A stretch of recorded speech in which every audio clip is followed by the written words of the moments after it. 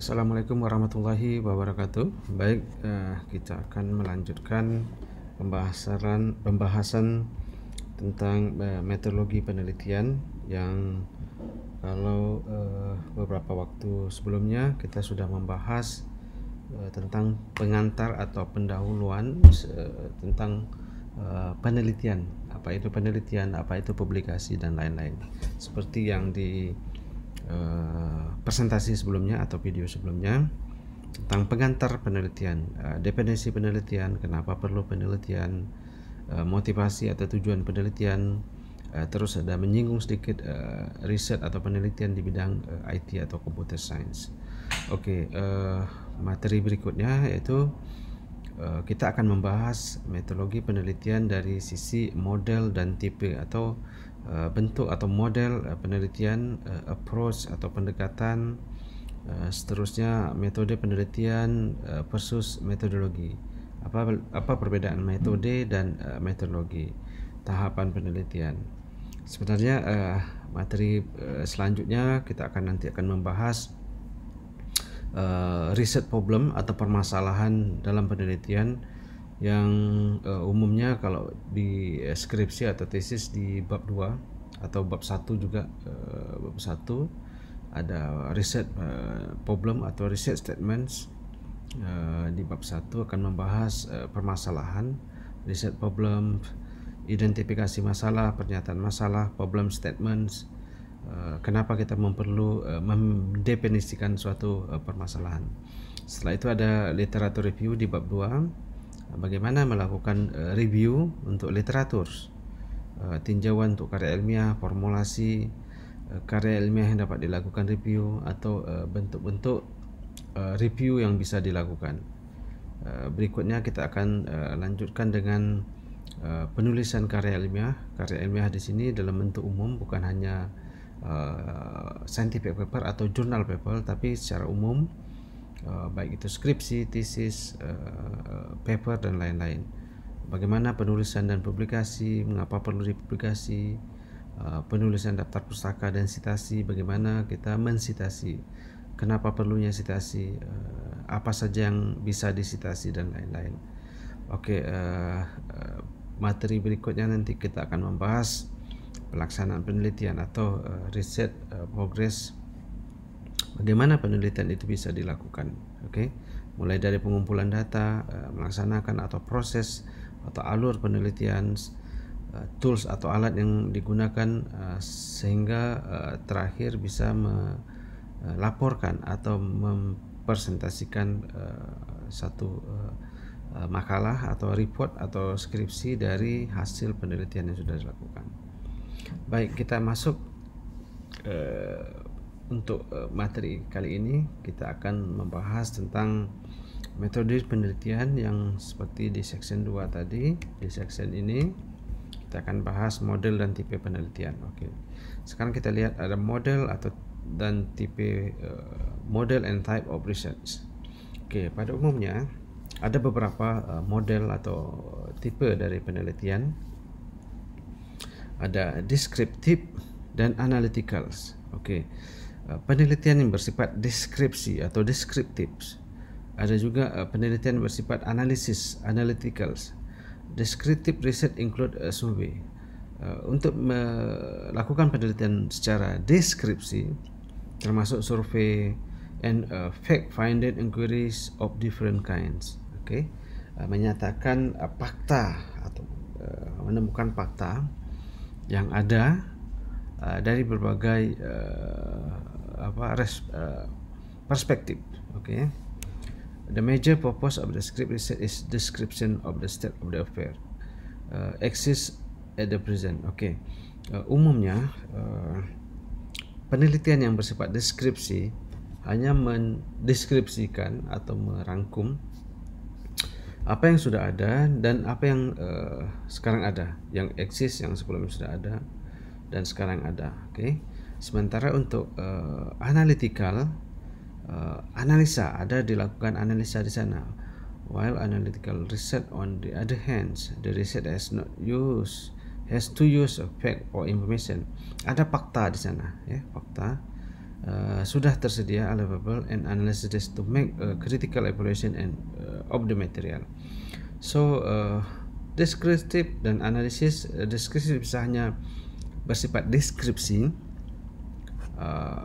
melakukan riset-riset yang mendeskripsikan suatu hal.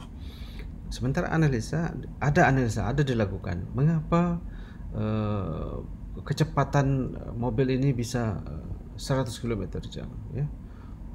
Kenapa gravitasi sekian, kan gitu. Ada analisanya. Sebagai contoh begini, untuk di bidang IT, kalau kita contohkan deskripsi, mendeskripsikan IP %4 dengan IP %6. Oke.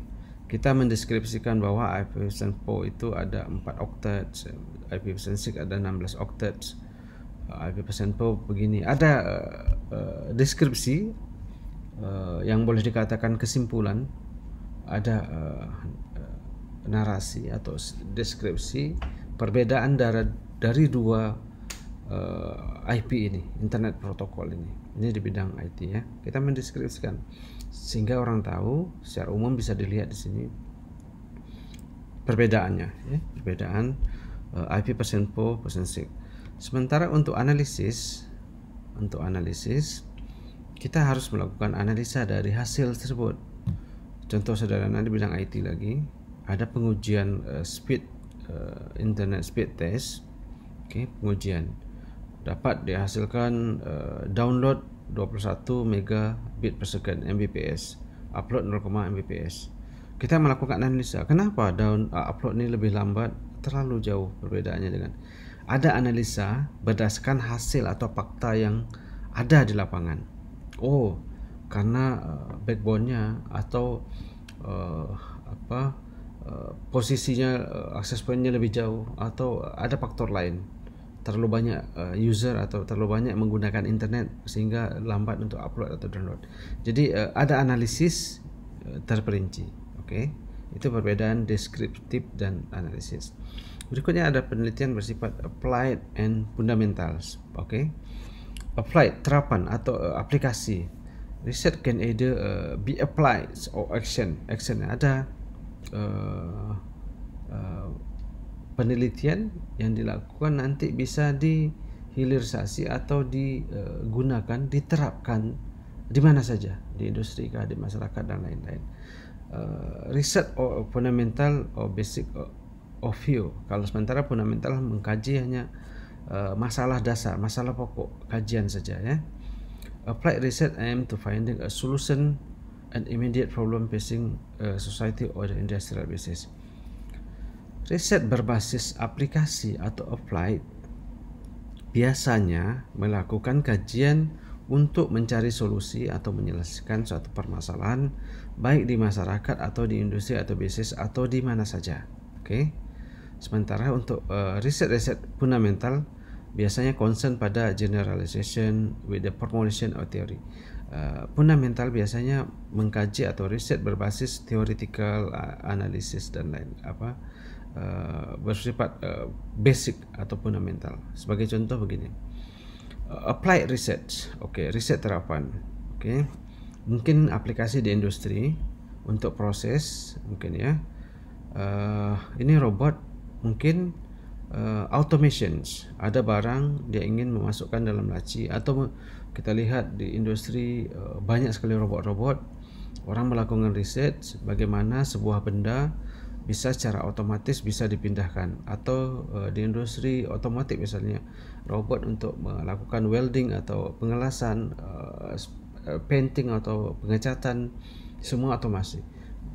Orang melakukan riset bagaimana membuat sebuah alat atau benda yang bisa membuat solusi mengurangkan tenaga manusia, atau robot-robot tertentu untuk emergency atau keadaan darurat yang orang mungkin tidak bisa akses, dalam contoh dalam gempa, ada runtuhan bangunan, orang tidak bisa masuk, dibuatlah robot yang bisa memantau korban dan lain-lain. Itu applied riset membuat suatu alat atau yang bisa diterapkan di industri.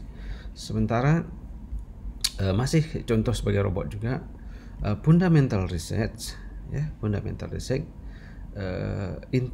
pada dasarnya tidak membuat suatu produk, hanya melakukan kajian atau analisa. Kalau robot ini melakukan atau ingin mengangkat beban sekitar 2 kilo atau 1 kilo atau beratnya sekian, sendinya atau motornya atau panjangnya atau materialnya harus dilakukan sedemikian rupa, atau materialnya harus kekerasannya dan lain-lainnya. Melakukan analisa secara mendasar saja, teori. Kalau robot ini ditekukkan 45 derajat, 90 derajat, bagaimana efek terhadap beban darab base ini. Nah, itu dilakukan di fundamental. Oke. Sekarang Anda bisa paham membedakan antara applied research dan fundamental research. Riset terapan dan riset fundamental atau basic. Berikutnya ada model riset yang kuantitatif dan kualitatif. Ini sangat umum. Nanti termasuk juga approach pendekatan dari sebuah riset bisa dari kualitatif atau kuantitatif.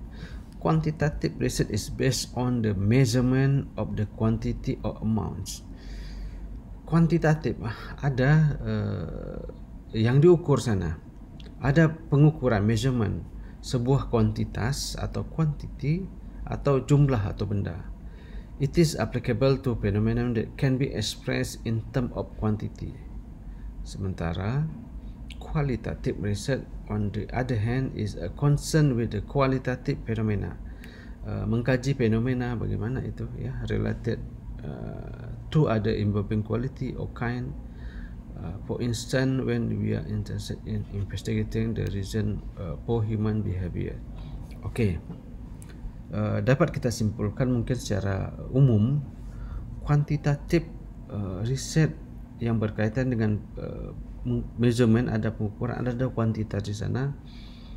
Kita boleh katakan penelitian yang berbasis eksakta, ya, eksakta.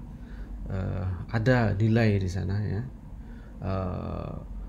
Air mengalir dalam satu pipa 10 meter kubik per sekian misalnya. Ada kuantitas sana. Seperti ini tadi. Ini kuantitatif. Speed test internet. Ada nilainya, ada amount-nya. Kuantitatif 21 megabit per second, ya. Speed testnya. Itu penelitian yang bersifat kuantitatif. Ada nilai di sana. Sementara penelitian yang bersifat kualitatif umumnya biasa dari bidang-bidang sosial, melakukan kajian sebagai contoh di suatu desa atau di satu kota atau penduduk, misal di kampung atau di desa, seberapa besar tingkat ekonomi atau kemiskinan di sebuah kampung, atau seberapa tingkat pendidikan di satu daerah atau di satu desa atau di sekampung. Mereka melakukan kajian itu, ya. Secara umum kita bisa dapatkan seperti tadi. Quantitative research seperti slide sebelumnya, video sebelumnya, umumnya berdasarkan penelitian yang berbasis eksakta. Ada nilainya di sana, ya, eksakta. Seperti ini kimia, robotik, ada produknya. Kalau kita melakukan pergerakan force-nya sekian, bebannya akan beribet sekian dan lain-lain. Sementara penelitian yang kualitatif bersifat sosial misalnya. Seperti ini umumnya mereka melakukan interview bagaimana keseharian, bagaimana tingkat kesejahteraan di suatu kampung misalnya. Mereka melakukan interview apa pekerjaan, aktivitas sehari-hari, bagaimana ekonomi, apakah cukup dan lain-lain. Dapat dicontohkan secara umum begini. Okay. Quantitative research ada nilainya, kayak seperti tadi, how fast the internet speed, seberapa cepat internet, diukur, ada nilainya 10 Mbps, sudah selesai. Ada angka yang kita bisa lihat. Sementara kualitatif tidak kita bisa gambarkan dengan bentuk angka, tetapi kita bisa approach dalam pendekatan atau membuat satu angket atau kuesioner, membuat sebuah survei. Sebagai contoh begini, seberapa sejahterakah atau tingkat kesejahteraan penduduk di sebuah desa misalnya, kayak itu. Mungkin survei di sini mengambil sangat sejahtera, sejahtera, biasa, tidak sejahtera, sangat tidak sejahtera. Artinya apa? Mungkin dia buat sejahtera tingkat nomor 2. Kita tidak bisa menggambarkan seberapa sejahtera 80,5 dengan angka. Agak berat mendeskripsikan dalam bentuk angka. Biasanya dalam bentuk range. Nah, begitu perbedaannya. Oke, berikutnya ada conceptual dan empirical. Conceptual research is that related to some abstract atau idea. Konsep, namanya juga konsep, masih dalam bentuk konsep atau bentuk draft, ya, bentuk draft. Teori, ya, kita lihat konsep, baru konsep. Kita ingin menulis buku, masih dalam bentuk konsep. Saya ingin menulis buku yang berjudul kira-kira begini. Konsepnya, saya ingin melakukan penelitian, kira-kira saya ingin melakukan di sini lamanya sekian, yang saya mau kaji ini, baru konsep empirical, ya, bersifat konsep. Engineering used by philosopher or thinker to develop new concept or reinterpret existing one. Okay. Masih dalam bentuk konsep dan mengamati mungkin yang sudah ada, melakukan konseptual, bagaimana untuk penyempurnaan atau penelitian lebih lanjut yang akan dilakukan. Okay. Sementara empirical rely on experience or observation. Empirical melakukan berdasarkan pengalaman dan observasi yang dilakukan. It is a database research coming up with the conclusion with capable on being verified by observation or experiment. Nampak perbedaannya, masih konsep, sementara empirical research sudah melakukan berdasarkan pengalaman dan observasi yang dilakukan. Kita lanjutkan saja. Kalau ini konsep tadi, kita melihat what is conceptual research, mendefinisikan contohnya apa, framework atau kelebihannya. Sementara empirical berdasarkan pengalaman dan observasi.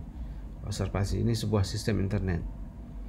Kalau untuk membuat sebuah sistem local area network dengan ada kamera di sini, ya, berdasarkan observasi atau pengalaman harus menggunakan high speed internet. Nah, itu empirical.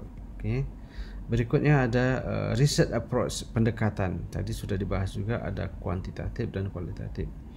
Pada intinya research approach, pendekatan, ketika kita menemukan suatu permasalahan, kita ada statement of problems, dan kita akan atau ingin melakukan pendekatan dari mana yang kita lakukan sebuah riset ini, ya kan? Pada umumnya ada dua, quantitative approach dan qualitative approach. Yang tadi sudah dibahas. Kuantitatif biasanya kalau kita boleh katakan dari sisi eksakta, sementara untuk kualitatif biasanya dari sosial. Kita approach penelitian. Bukan tidak semua juga bidang sosial harus kualitatif. Kita lihat hal, dan bisa jadi juga dari sisi eksakta bisa melakukan pendekatan secara kualitatif. Tetapi secara umumnya ada approach atau pendekatan dari dua sisi ini. Nah, berikutnya ada riset metode dan metodologi. Nah, apa perbedaan metode dan metodologi? Research method may be understood as all those teknik atau cara that are used for conduction of the research. Research method or technique refer to the method or research. Research method berdasarkan atau teknik atau cara melakukan metode atau cara melakukan riset tersebut. Untuk performing research operation, ya, kita ingin melakukan pengujian kekerasan sebuah benda misalnya. Metodenya kita lakukan ambil tools, kita fresh benda tersebut, misal satu blok semen, satu blok tiang konkrit beton, kita ingin melakukan seberapa keras, kapan dia bisa pecahkan gitu. Kita fresh, itu metodenya ya, metode melakukan riset. Sementara metodologi ya, ini Anda bisa baca nanti. Methodology is a way to systematically solve the research problem. Secara sederhana kita bisa dapat bedakan riset method adalah metode atau cara atau teknik menyelesaikan atau melakukan sebuah penelitian. Sementara metodologi ada sistematik di sana dalam kerangka yang lebih besar. Systematic way to solve the research problem ya. Ketika kita menemukan satu permasalahan penelitian, kemacetan ini di simpang ini, bagaimana menyelesaikan itu research problemnya, macet di simpang ini. Kita harus melakukan kajian, siap itu melakukan survei, analisa data, mengamati dan lain-lain. Ada sistematik yang kita lakukan secara besar skopnya. Sementara riset metode yang kita lakukan, misal kita ingin melakukan kajian tadi kemacetan di simpang ini. Setelah itu kita ingin seberapa banyak traffic flow, arus lalu lintas pada satu hari. Kita ingin menggunakan cara atau metode mengukur atau mengantau, apakah menggunakan CCTV atau menggunakan manual counting, untuk mengetahui seberapa banyak kendaraan yang lalu di simpang atau persimpangan itu ya. Nah, itu bedaan riset metode dan metodologi. Oke, riset metode. Nah, secara umum kita bisa lihat di sini, tadi saya gambarkan kalau ini riset metode. Orang ingin membangun sebuah jembatan misalnya ya, atau ini jembatannya bisa dibuka ya, dibuka ke atas. Permasalahannya kapal lewat, jembatan ini tidak bisa dilalui kalau dia permanen. Orang melakukan kajian, kalau metodologi sistematis, seberapa banyak kendaraan yang lalu, jenis kendaraan seberapa berat, barulah dilakukan desain jembatan tersebut. Sementara riset metode cara, kalau ini ingin diturunkan dan naik jembatan ini, apa yang cara yang tepat, menggunakan hidrolik kah atau crane kah dan lain-lain. Nah, itu contoh sederhana tadi. Nah, terakhir ini ada riset proses atau riset flow. Riset process consists of series of action or step necessary to effectively carry out research and the desired sequence of the step ya. Riset proses adalah tahapan penelitian atau alur penelitian yang kita lakukan. Contoh, kita ingin membangun sebuah jembatan atau yang tadi ingin membangun jembatan yang bisa dibuka dan ditutup. Tahapannya adalah kita melakukan kajian dulu. Seterusnya melakukan berapa panjang ini, mendesain, setelah itu baru membangun ya. Setelah itu menguji coba, ada tahapannya. Atau membangun jembatan ini, kita melakukan survei dulu seberapa dalam sungai ini, bagaimana pondasi dan lain-lain. Tahapan penelitian ya, tahapan penelitian. Sebagai contoh di sini ada flow untuk tahapan penelitian. Kita bisa contohkan di sini, define research problem. Untuk melakukan sebuah kajian diawali dengan melakukan problem statement atau menyatakan permasalahan apa, review literatur, formulasi atau hipotesis, melakukan formulasi permasalahan tersebut, apa penyebabnya, bagaimana solusi, hipotesa, melakukan desain tadi, research design, including sample design, pengumpulan data, analisa data, dan dapat hasil output atau konklusi atau decision atau kebijakan atau action apa saja yang didapatkan gitu, mulai dari input sampai output, mulai tahapan pertama sampai beberapa tahap.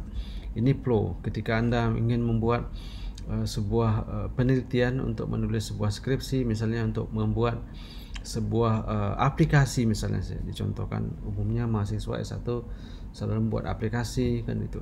Ketika Anda ingin membuat, bagaimana proses riset flow-nya, alur penelitian. Mungkin Anda dapat judul membuat sebuah aplikasi sistem informasi ini. Alurnya pertama Anda melakukan siapa penggunanya, bagaimana proses DFD-nya dan lain. Setelah itu Anda memformulasikan nanti siapa usernya dan itu, seberapa banyak user dan lain-lain.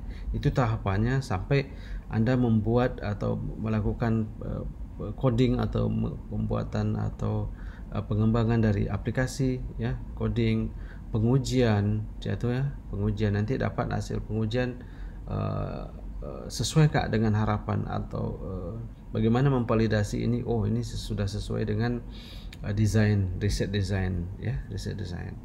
Nah, ini contoh lain. Ini alur penelitian yang saya lakukan. Ya, mulai dari tahun 1 ini Januari sampai Desember, 1 tahun penelitian dilakukan. Mulai dari tahapan pemilihan sensor untuk pengembangan sebuah sistem, ya, pengujian nanti di lab, optimalisasi, pengujian awal sampai terakhir nanti pengujian lapangan dan rancangan akhir dari sistem tersebut. Nah, kita bisa lihat proses atau alur mulai dari tahapan awal sampai tahapan akhir, atau skripsi Anda juga tadi mulai dari input, mulai dari Anda menentukan sebuah judul skripsi sampai nanti Anda menulis skripsi dan mempresentasikan. Oke. Nah, itu yang bagian kali ini tentang riset model atau tipe dari riset. Jadi dapat kita simpulkan untuk section yang kedua ini, ya, kita dapat metode penelitian, model dan penelitian, pendekatan, metode dan tahapan penelitian. Jadi ada beberapa tipe penelitian seperti yang digambarkan tadi, ya. Ada deskriptif, ada analitik, ada applied atau fundamental, ada kualitatif dan kuantitatif riset dan lain-lain. Jadi Anda bisa ketika Anda ingin melakukan ini riset mana, apa yang Anda lakukan, apakah applied atau fundamental saja, ya. Oke. Pendekatannya dari mana? Kuantitatif atau kualitatif, ya. Oke. Nah, metode yang digunakan dan metode penelitian bias metodologi. Anda harus bisa membedakan itu. Metode, teknik, cara. Metodologi skopnya lebih luas, sistematik, bagaimana solusi yang ditawarkan. Terakhir tahapan penelitiannya, alur dari penelitian, step by step, mulai dari awal sampai akhir, sampai seperti orang membuat rumah, membuat dari pondasi, siap tuh membuat tiang, siap tuh setelah itu membuat dinding, atap dan lain-lainnya sampai rumah itu selesai. Tahapan penelitian. Oke, demikian untuk presentasi materi kali ini yang membahas tentang model dan tipe penelitian. Semoga bisa dapat dipahami. Jadi baik pendekatan dan model penelitian yang kita akan lakukan. Dan dalam konteks ini mungkin terutama yang mahasiswa S1, nanti Anda bisa lihat ketika Anda dapat satu judul penelitian, Anda bisa lakukan, bisa membedakan, oh penelitian saya ini di model mana, pendekatan bagaimana. Oke, demikian presentasi untuk materi kali ini. Terima kasih. Terima kasih sudah menonton video ini, dan nantikan materi menarik lain pada video berikutnya, serta jangan lupa untuk subscribe dan like. Terima kasih atas perhatian Anda semua. Wassalamualaikum warahmatullahi wabarakatuh.